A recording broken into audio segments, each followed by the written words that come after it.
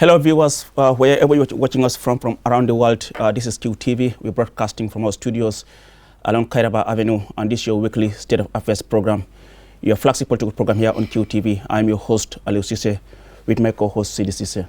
Aliou, thanks for having me. Thank you very much, Sidi. Well, politics is often full of surprises, and no wonder it is said there is no permanent friend or enemy in politics. But what is permanent is interest. Well, on 5th of September this year, the unexpected happened in the Gambia.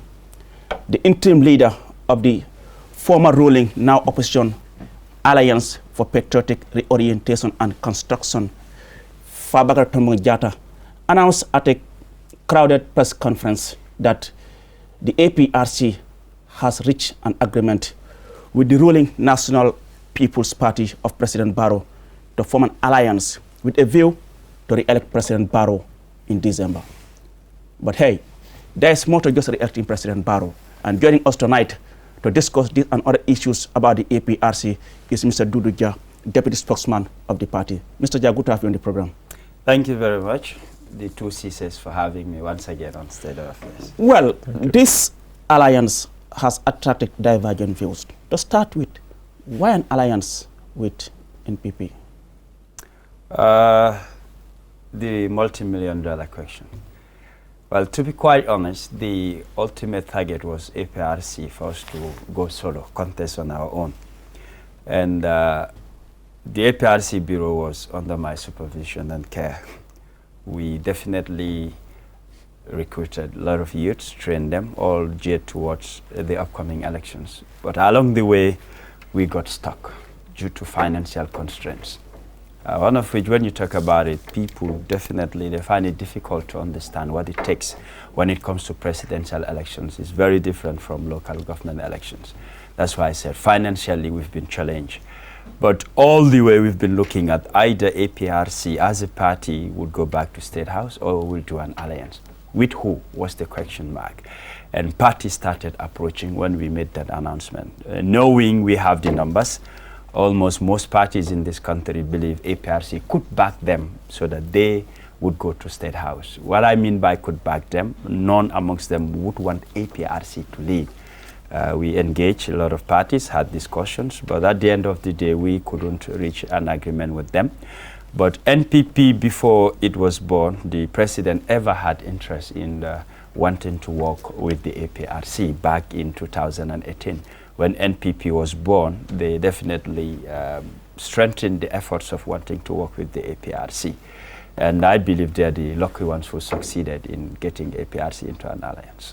You talk about other parties approaching your party. Who are these parties? GDC is one of them.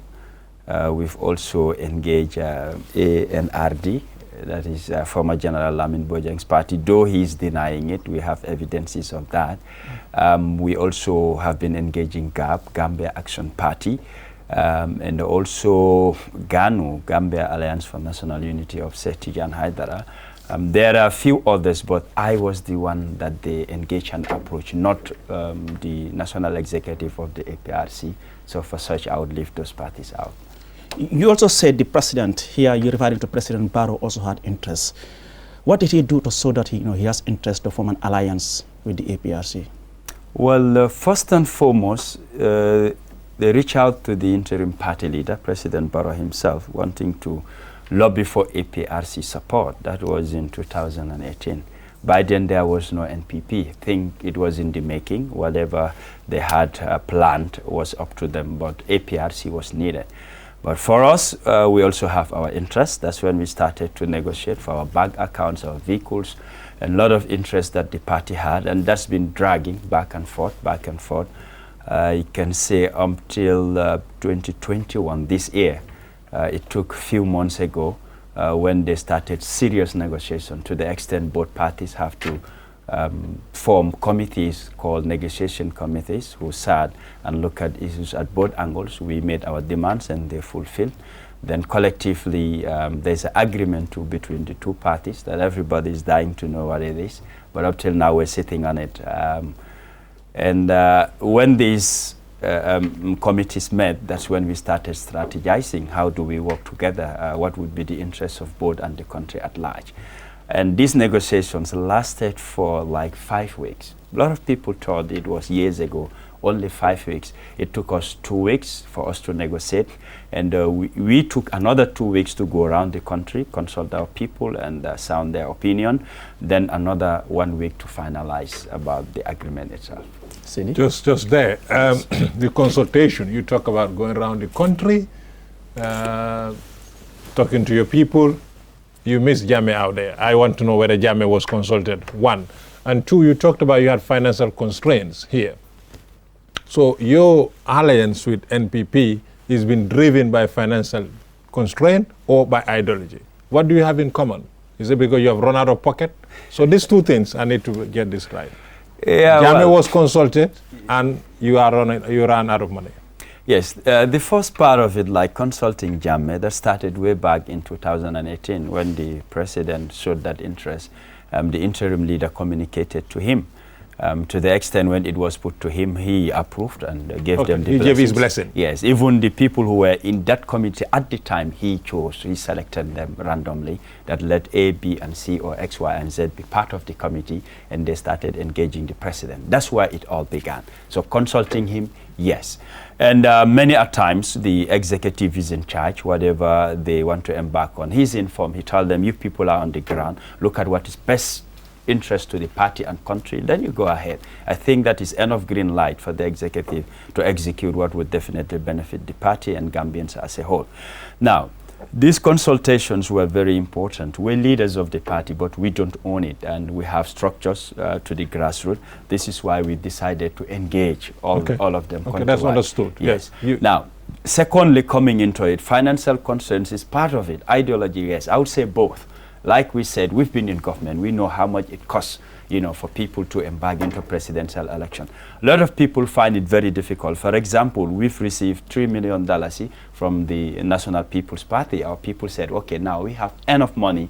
We should be able to put up our own candidate with $3 million. They just don't understand the nitty-gritties when it comes to presidential Can we get this right? You received $3 million from NPP? NPP, not the government, but NPP. When was this? This was about month of, I would say, August, around August. What was this money meant for?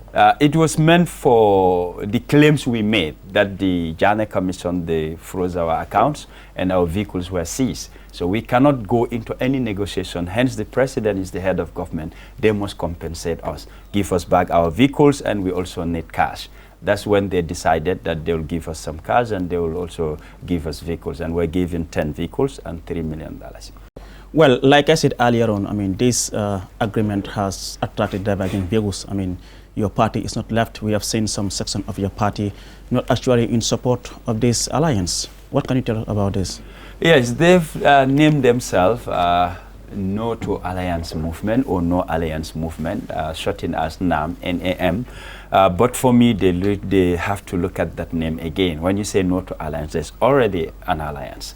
So they need to look for the wording. And again, it is politics. People cannot be forced. Everybody is entitled to their own beliefs, their own choice. But majority of APRC are definitely in support of this alliance. That's why we went around the country. Most of the challenges we're having is West Coast and KM, more of West Coast. And we believe a lot of people are coming on board because a lot of spot meetings are being organized by constituencies, ward and communities, whereby they are now inviting the executive, wanting to hear from them, ask questions for clarity, and they're coming on board. Just last weekend, they were in Sutu Sinjang, and this coming weekend, they are going to Batabot Kantora and also Kabakor. They also want the executive to go. So people are coming on board, and most of them are being misled by this WhatsApp audios being released, especially those outside the country in the diaspora and the likes of Baitulai, telling them there will be no election come December. Jammeh is coming back. The Russians are going to escort him. When he lands at the airport, he's going straight to State House. There are people within APRC who believe that, but most of them are coming back to their senses that there's no possibility or chance. And the No Alliance movement today, I saw on one of our WhatsApp groups that they've taken out Asobi, 2 different colors. They said it will be the Asobi for the former president's nomination. For them, they still believe he's coming and he's going to be a candidate. Let's now look at these ideological similarities, if there's any. between APRC and NPP? What are they? First and foremost is about peace. Both parties definitely want a very peaceful Gambia. And secondly, they also believe that there should be national reconciliation, and no other than APRC as a party who has been in government for more than 2 decades. They definitely feel whatever these commissions are going to look after, these are people who have served within the APRC government or who have served closely with people who were within the APRC government. So that is also very ideal as a country that we definitely need to reconcile. And in terms of development, we have a lot of projects still that we want to implement, and being an opposition party would definitely be very much difficult for us to implement. And they also have a lot of developmental projects. They feel if the two come together, we should be able to achieve what we are looking for. These are key areas, and where, as far as security is also concerned, they believe there are those in the system whom they feel are still loyal to the former president or to the APRC party. So us working together will be a booster or a motivation for most of these men and women in uniform. That's the concept that some have. But for us, we believe these men and women in uniform are Gambians and they're there to serve their country. But people have every right to have a doubt or to feel otherwise based on what transpired in the past, that they've been in the system for too long and they feel their loyalty is still with the APRC party. These are some of the key areas we feel if both parties come together, we should be able to achieve. These are more practical than anything ideological here. Mr. Jia, I just believe, and you can disagree, that you join NPP just to be relevant, because basically there is nothing here you can tell me. Seriously, APRC had ever been relevant from 2017 coming to date.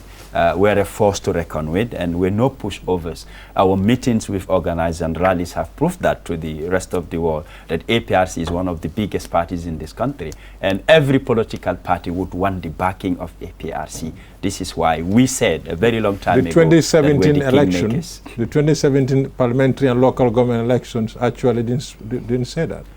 Yes, based on 2 factors. Politics is about finance, it's about mobility. That's the time that they seize our vehicles and frozen our accounts. So finance was a challenge.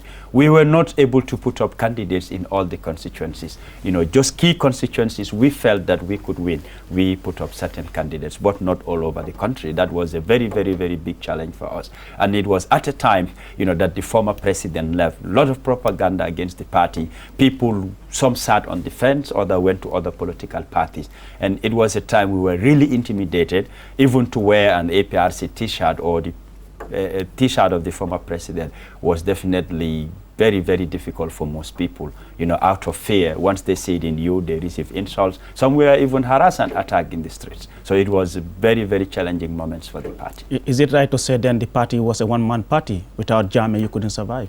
Yes, by then, because when we were in government, he was in charge of financing the party. Though the party used to do fundraisers, and there were monthly contributions through ministers and those who were like our MPs and other party militants. We had accounts whereby they normally do their monthly contribution. But the biggest finance share of the APRC as a party was the former President Jammeh. That was no secret. And now you talk about your party still not being pushovers. We all know, I mean, the power and then the relevance of APRC has really subsided. I mean, we know at the time you used to, you know, dominate even Parliament. I've covered National Assembly sittings from 2010 to date, and then you used to occupy, you know, you should dominate the Parliament itself. What exactly is the APRC bringing to the table as far as this alliance is concerned? First and foremost, the experience we have. Like I said, over 2 decades we've been in government. Human resource, it's something we're not crying over. We have it in abundance. That is key in this alliance. And even in this Meet the People tour, you would hear that from the president. He always talks about APRC's experience is definitely needed. That is golden, what we're offering on the table. Is that a misjudgment on the side of Barrow when many would consider your experience as bad governance? Well, people are entitled to that, but for us, we know APRC as a government has moved Gambia from somewhere to what a lot of people bragged about in this country. We have, you know, our deficiencies. There is no perfect system anywhere in the world that we accept, but we brought development to this country. You said, I mean, this alliance is going to promote peace and reconciliation. Between who and who?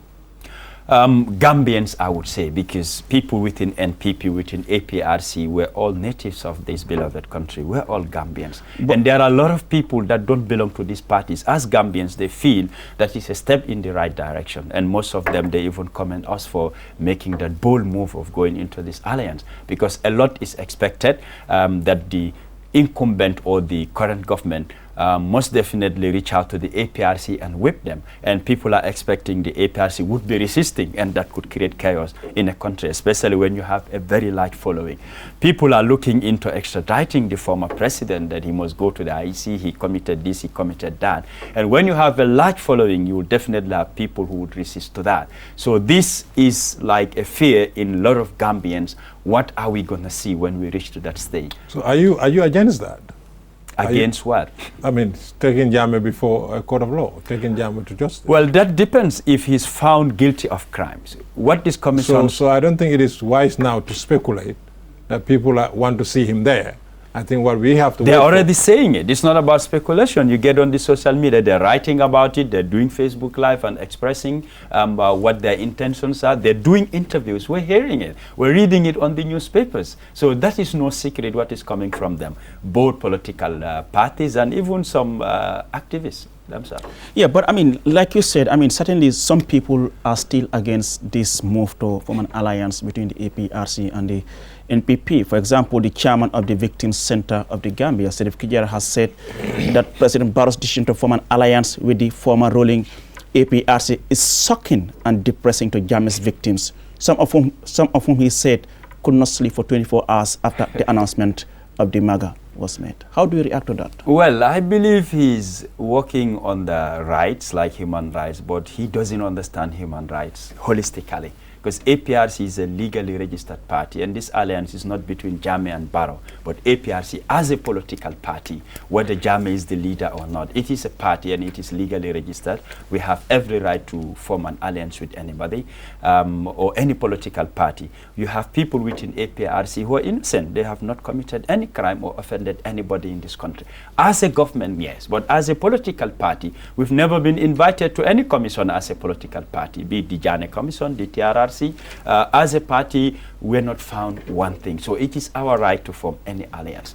He should have been more specific, name names of people that are found wanting. We would not have any objections to that. But if you say APRC as a party, then he doesn't understand what human rights is. What is the difference here between a party and a government? You said as a government, yes, but as a party, none of you is found wanting. Well, government entails almost everybody. It belongs to the country. There are a lot of people who serve in a government. They don't believe in the ideologies of the political party, and they don't belong to the political party. They show their presence. They serve based on the positions they hold within government or within other appointments given to them. And it manifested when we lost the elections. A lot of them are not seen within APRC. They left. So they were not part of the party, but the government. And a lot of people within the party never worked in the government. I could say even majority, 95 or 99% of APRC as a party never worked within the APRC government. So people need to distinguish. But it's the party that forms the government, right? Yes, of course, we quite so agree. you cannot differentiate these two? For example, if you talk about cabinet, how many positions are there and how many people within the party had cabinet positions? So that people must differentiate between the two. Some find it very difficult that it is APRC as a party who formed that government. We agree, but not everybody who worked or who served in that government belong to the APRC He party. did not say everybody who is a member or a sympathizer, a support of APRC have committed crime. He's saying the APRC as a party That's what I'm formed the APRC government, going in alliance with them, was shocking. This is what I'm saying. APRC as a government and APRC as a party is a different entity. That's why I said those who were in government yesterday, how many of them are within the party today? But you earlier said it was President Jammeh who was funding the APRC party. Yes. He should have, that's why I said, be more specific and name names. If you said, okay, President Jammeh, we cannot strike that out. But saying APRC as a political party, I am one example. I belong to the party, an executive member. I've never worked or served in APRC government. So I am not liable to anybody or anything. And I haven't committed any crime. But are we seeing blind love here? It's like a blind love for Jammeh. No. APRC and Jammeh, you call him your supreme leader.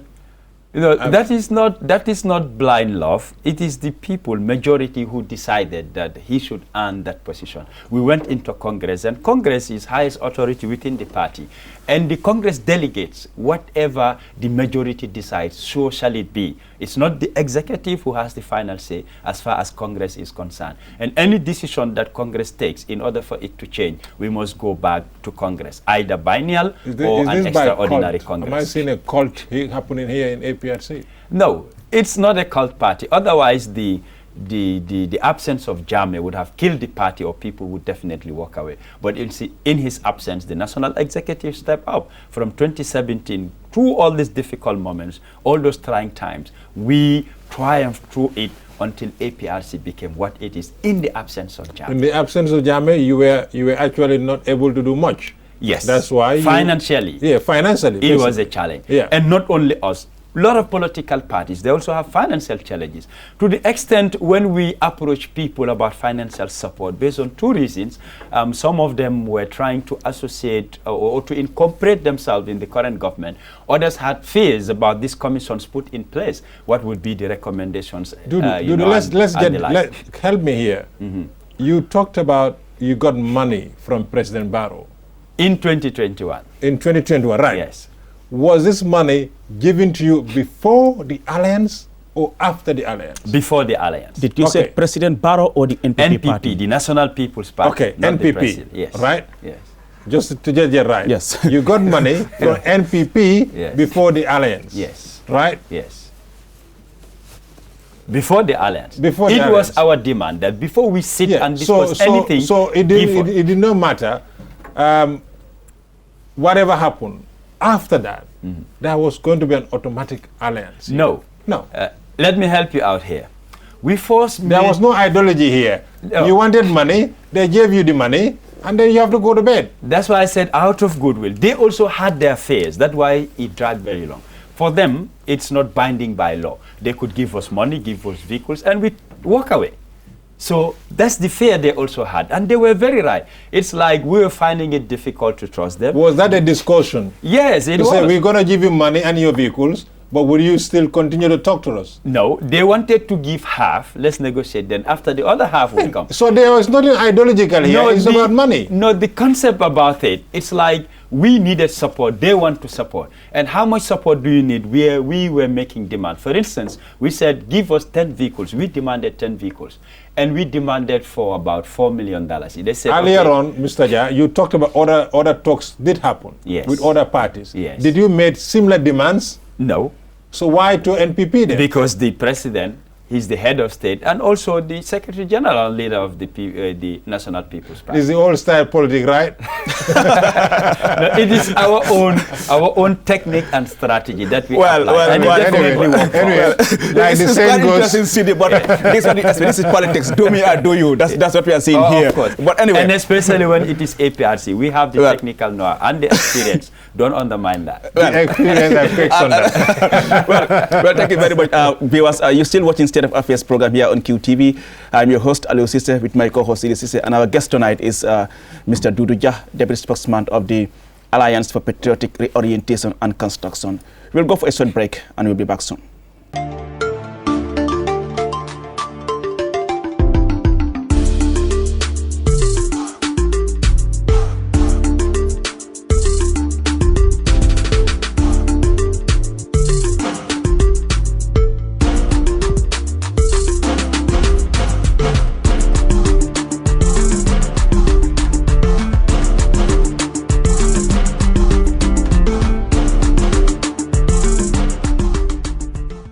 Hello viewers, welcome back from that short break. You're watching QTV. We're broadcasting from our studios along Kairaba Avenue, and this is your weekly State of Affairs program, your flagship political program here on QTV. I am Aliou Cissé, and my co-host is Idi Cissé, and our guest tonight is Mr. Dodou Jah, Deputy Spokesman of the APRC party.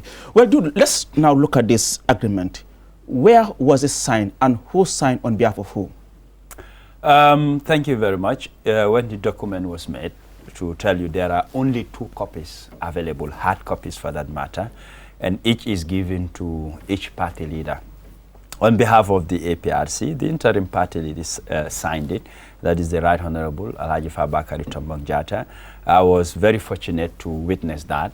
I was supposed to meet him at his house. He wanted people present before he did the signing. He definitely disliked doing something secretly or without witnesses, so he called me to attend.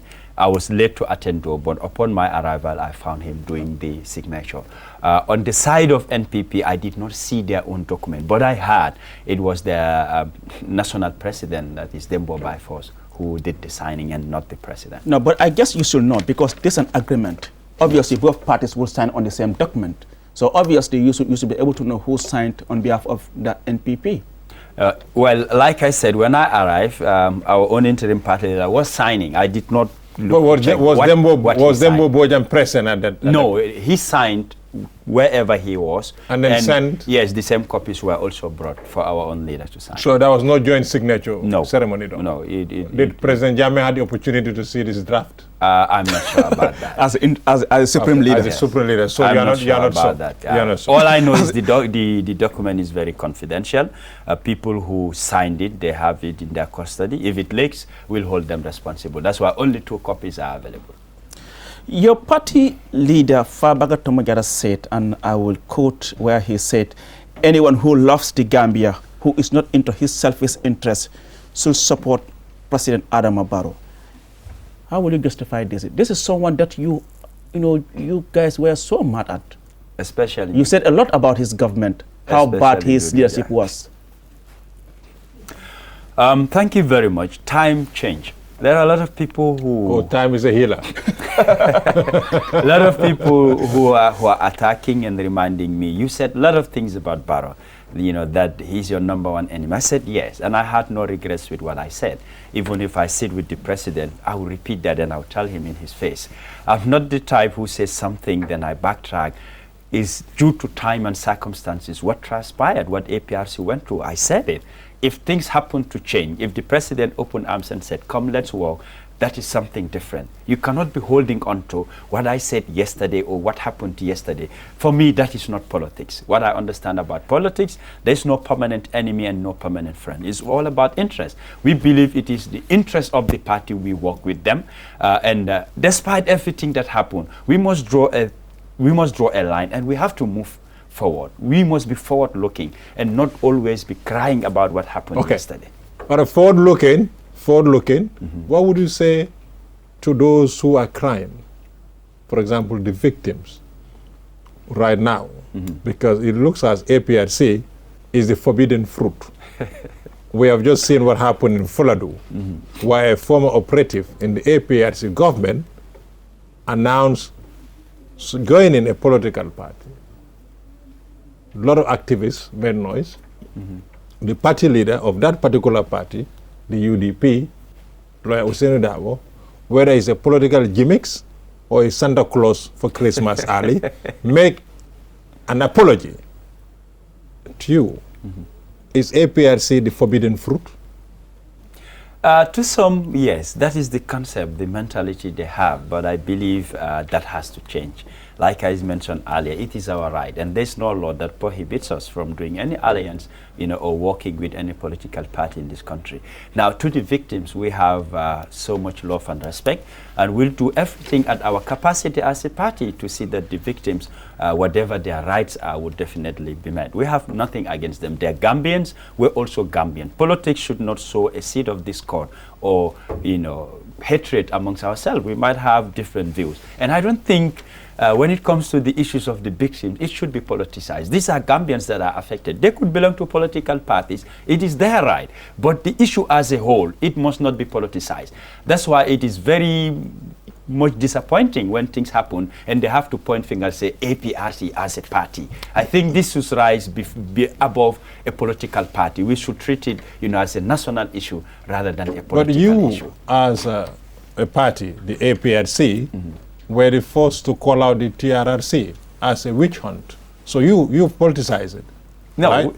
Why do you call it a witch hunt? When your government, yes, the APRC have set so many commissions, and you never call those commissions witch hunt. Why the TRRC a witch hunt? The TRRC, before it even commenced, I did a lot of interviews. They were asking that the TRRC is going to be the killer blow for the APRC. I said, why the APRC? It should be a committee to Who said the killer blow of APRC? I did interviews. I don't want to make mention of journalists, okay, but I did a lot of interviews, and these questions have been forthcoming. They're saying that the TRRC is going to be a killer blow for the APRC. I said, why the APRC as a party? It should look into the government that was here and issues affecting us as Gambians, but not to be focusing on a political party. And we've seen time and again the lead counsel, anything you mentioned about the former president that's negative, he laughed it out loud. It's like that's what he's happy to hear. For us, we term that as something being very sentimental and Who laugh out loud? SFL, as the lead counsel. To the extent he want to force people, always the Jammeh's name must be mentioned. Because if you say that you're going to look into issues from 94 to January 2017, if somebody tells you the president, he's definitely referring to Jammeh. I guess you guys are putting the cart before the horse. Because, for example, you said SR would laugh, but you have to wait for the recommendations of the commission. Well, and that was never delivered yet. It is not being delivered, and you are making judgments about what had transpired in the TRRC. One. And two, you talk about the killer blow for APRC. Then can we say then it's a killer blow for Yahya Jammeh then? Well, for Yahya Jammeh it could be something different, whatever it's What different? What different? I'm coming to that. Whatever it's been put against him, these are all allegations for now. He's yet to be proven guilty in any court of law. And the TRRC is not a court of law, it's a commission. So they don't have that powers to say A or B is guilty by force. That is for the courts to decide and not the TRRC. Well, looking into people who were close to Jammeh or who worked for him for a very long years, we all watch the TRRC, how the lead counsels behaves with them. It is as if, you know, he does not treat them equally with how others were treated. People went. But that's your opinion, Dodou. No, I watch the TRRC. No, that's your opinion. And the evidence. Somebody else can say something different. The evidences are there. No, these are not evidence. This is not being presented before a court of law. And the powers that the commission have is legit. Is the right thing to do. No. If for the findings we're not to be doubting done. the powers. We're talking about the lead counsel. Powers to the commissioners, yes, but not the lead counsel. But the lead counsel, the lead counsel's job is very precise. It's to find out the facts. Yes. And that's what he was doing. But respectfully, you don't. But that's opinion. No. You know, you're sitting here right now, and somebody viewing you can say, did not, you know, handle this. With respect, no, for example. But me sitting here, I will not use any abusive language or any derogatory word. To the extent you tell somebody you're lying, you're telling people, don't tell me that again. But lawyers do that in court. That's why I said. Witnesses call Jammeh a liar. That's why I said the TRRC was not a court of law. So we must differentiate between the But two. Witnesses in the TRRC had also called Jammeh a liar. Yes, let's say, for example, Jobate, lawyer Jobate, called President Jammeh, the then president, a congenital liar. That is. But you are not picking with him. Yes, allow me. Yes. That is between the witness and Jammeh. And the lead counsel himself shouldn't have allowed that. We said the TRRC to find out the truth, not people to be attacking one another. That will not bring reconciliation. And we have to accept that. There are people whom you know that wars happens amongst themselves. But insults or derogatory words were not uttered. The likes of Edward Singate and Sabali. And even later they reconciled the two of them. What happened between them? And, you know, Mr. that, you know, I think it also happened for your mark. You are not a lawyer. I am not. What was happening there was the job of a lawyer as a lead counsel to interrogate and get the facts. So if you are using your opinions, you may be wrong here. No, I'm not using my opinion. That's what you're saying. He said it himself, and we watched it. A lot of people that he pointed fingers, even shouted at people, cut that nonsense. You know, it's not a court of law, and people must be accorded that respect. For you trying to find out does not give you. Did anyone came out of that the TRRC Act never gave him those powers. No, sorry, I'm calling Dodou. Did anyone came out of the commission and had the same feelings like you had? Like Essa have disrespected them? Yes. Who was that? The likes of Imam Fati. It's a very isolated case. How? Well, let's move on. Sedi. No, I just give you one example. Okay, now, it's isolated. The commission is finalizing its reports. Actually, it was supposed to present the report today, Thursday. But then we've seen, I mean, it has been moved again. What do you think the government should do with this recommendation? Well, that is up to government to decide. And again, why is the recommendation taking too long? That's a question to ask. Or I would say the report rather. It's like the recommendations are ready before the report. Because when they first submitted, they submitted the recommendations, and I want to tell the Justice Minister that the report is coming. They said, no, we cannot accept recommendation without a report. And definitely the report should determine the recommendation. But how do you have your recommendation all set whilst the report is definitely not ready yet? That is what asking. You know, what are they up to? What are they rushing? And when you did your findings, report is what is key in it, then followed by your recommendation. But it is like their focus is more on recommendations than the report. Then what was the use of making those findings? And you want people to know the truth, what was factual and what was not. And still we're having that challenge for them to present that report. But the recommendations are already made ready and available. Are you in any way questioning the integrity of the commissioners? Not actually integrity, but it's like there's a motive behind this TRRC. Because what is that motive? Yeah, that is, for them, what they want to recommend, there's no delayance in that. They've already concluded, like for their own judgment as a commission has already been made available. But what people went to witnesses, are you not being very opinionated? No, it's not. It's not about being opinionated. It has never happened anywhere in the world. You cannot present a recommendation without a report. I understand that. Yes. But you are also saying they have a motive. I mean, that motive that you don't know, you are speculating. I am not speculating. This is the Gambia. People who work at the TRRC are what friends, is the are motive? relatives. What is the motive? There are a lot of You want to tell me they are insiders there yes, that are they're giving giving information? us information. I cannot name names. What is the motive? Let me help you out. The first time I received to find Jammeh wanting, is that the motive? No, it's allow him to explain that. What is the motive? Yes, the first time I received any information from that, I had a call. And I have to advise the person that next time, don't call. Let's make arrangement. We meet somewhere we can sit and discuss. It's more confidential than talking on telephone. So we have information of what is happening. Some of the motives that people have, okay, it's like political. The information or the guy who gave it to me told me well before Esafal declared that he's going to run as a presidential candidate. I had that information. And what was that information? That he's going to contest as a presidential candidate. That has nothing to do with the motive, right?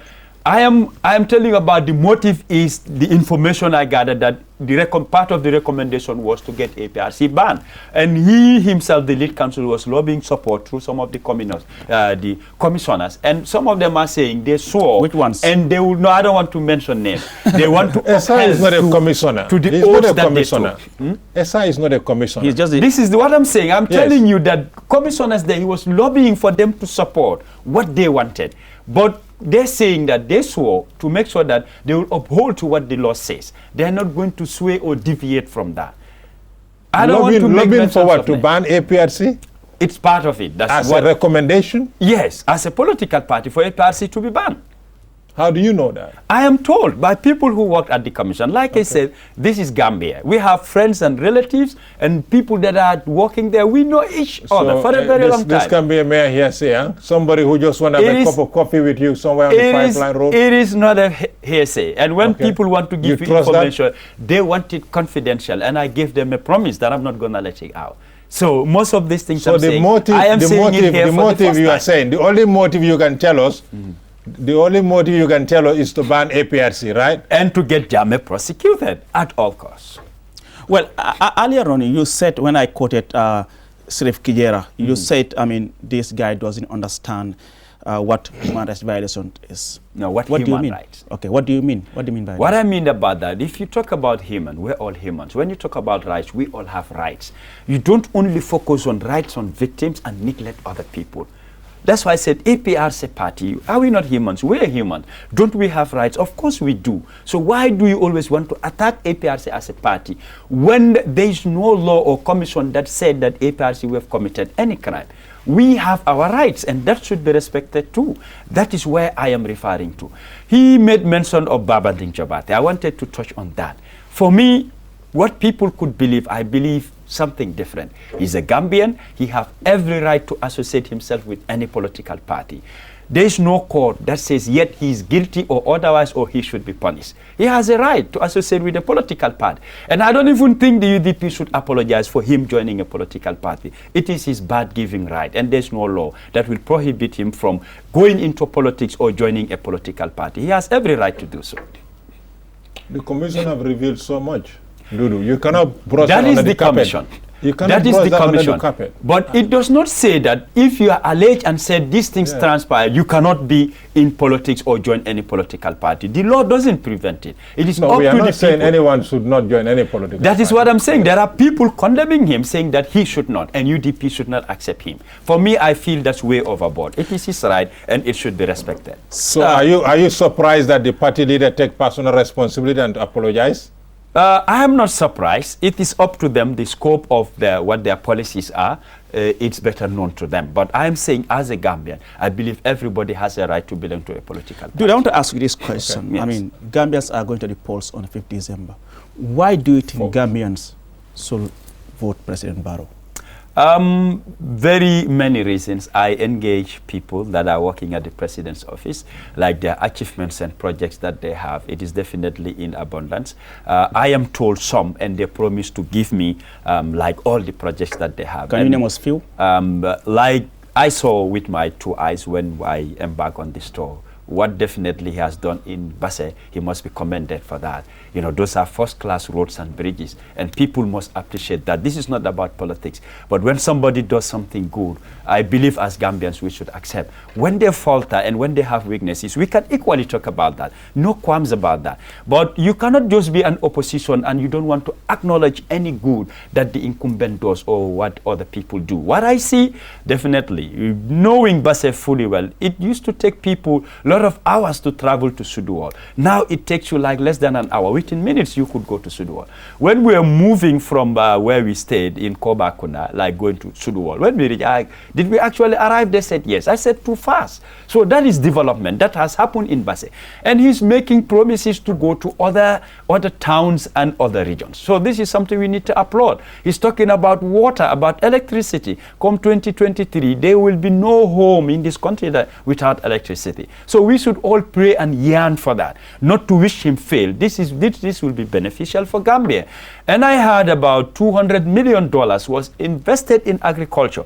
I even told them that this figure must be heard by Gambians, and Gambians must be told where that money has gone into. For me, these are achievements. So what I did not know yesterday, today I am being informed. Sometimes it takes you to know somebody in government or somebody within cabinet for you to have access to such information. But left to me alone, these are things that nobody should sit on. Gambians must be given this information, and they should know where these monies are going into. I mean, you talk to some people, they talk about laws, implementation.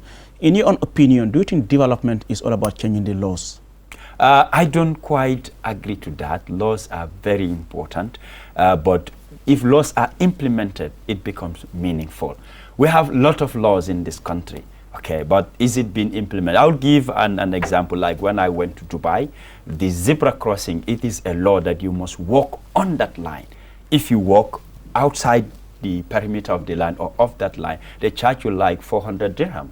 That's close to $5,000. You either pay it or you go in nowhere. These are things we need to develop in our own country. If they said nobody should smoke in public, that should be respected, and make sure that the law is implemented to the latter. But we will make it a law and give it a month or two or few weeks, people are out there violating it. Part of development is laws must be respected, and that will move us as a nation. What will you attribute to some of the reasons for the failures under President Barrow? When he was coming in 2016, he had made so much promises. But recently we have heard him talking about some people in the system trying to undermine him, perhaps not wanting him to win in the next election. That has been happening a very long time ago. Him as a president, he's very different from, like, we're all created differently. He's very lenient. He overlooks a lot of issues happening. You tell him that this is happening, he asks for proof. Can you give me evidence to know that this is actually happening? So that leniency, I believe some people are taking it for granted. And also, he came as an independent candidate, but through a UDP ticket, having had some push and pulls with the UDP as a party. A lot of them in the system who might not manifest that, hello, here I am UDP, but definitely they're undermining his work. Few that were identified, either recalled or dismissed or, sacked. It did happen. But you cannot take everybody out of the system. Sometimes you even know that X, Y, and Z, they are not supporting, but based on the role they play, you cannot touch them at that moment. You need to definitely give it time while you recruit or look for another replacement. But how do you know all these things that the president would even ask for proof? Yes, it's like I say, it's Gambia. Our relatives are working in the system. So we discuss, especially us, the politicians, they share a lot of information. And I can equally tell you, there are a lot of people who are working in government. They give me a lot of information to take it to the media, but I don't do that. I ask for proof and evidence. I cannot just be talking lavishly. You talk about President Barrow as, somebody you see, on a daily basis. I know people who are not publicly undermining him, but me, as an individual who is frequent in the media, they're giving me information to go against the president. But I always ask for proof. You said he overlooked on things. Yes. Based on leniency. My own judgment. Okay. For instance, like what? For instance? Looking into certain sectors like NAWEC boards, a lot of claims were had that millions have been missing. Looking into APRC as a government, those things we never took lightly. We'll definitely follow it to the core.